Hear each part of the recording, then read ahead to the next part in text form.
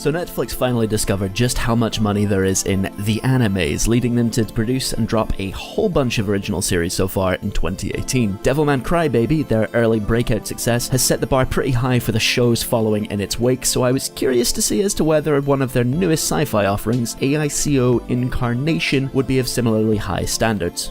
And is it?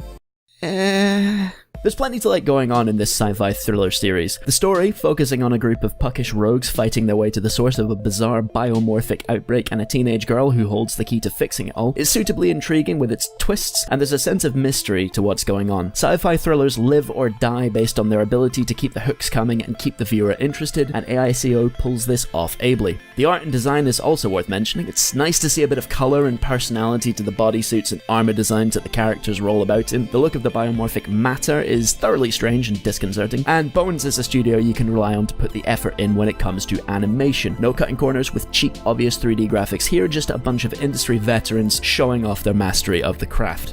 That being said, twists and turns are all well and good, but those twists and turns have to actually lead to something worthwhile. Let's call this Lost Syndrome. You can have as many cool ideas and hooks and motherfucking polar bears as you want to keep the viewer interested, but all of that is simply a build-up to the final payoff, the final reveal of where the story has been going. Land that, and you have a classic. Fuck it up, and you've got a pile of cool ideas that never really went anywhere and a disappointed viewer. AICO's story elements unfortunately never quite come together in a satisfying way. It's trying to discuss themes like what it is to be human and the nature of identity, themes which have been covered brilliantly in other pieces of media, yet it only manages a very shallow, surface-level discussion. Couple that with white-bread generic characters who never really develop or act outside of their painfully obvious archetypes, and an ending that repeatedly trips up trying to explain itself, and you have a very good-looking, well-animated series that just doesn't quite come together. There's worse shows out there, don't get me wrong, and it's great to see Netflix taking a chance on sci-fi series, yet AICO Incarnation ultimately feels shallow and forgettable compared to both its contemporaries and the classics of the genre. Maybe go check some of those out before you dive into this one.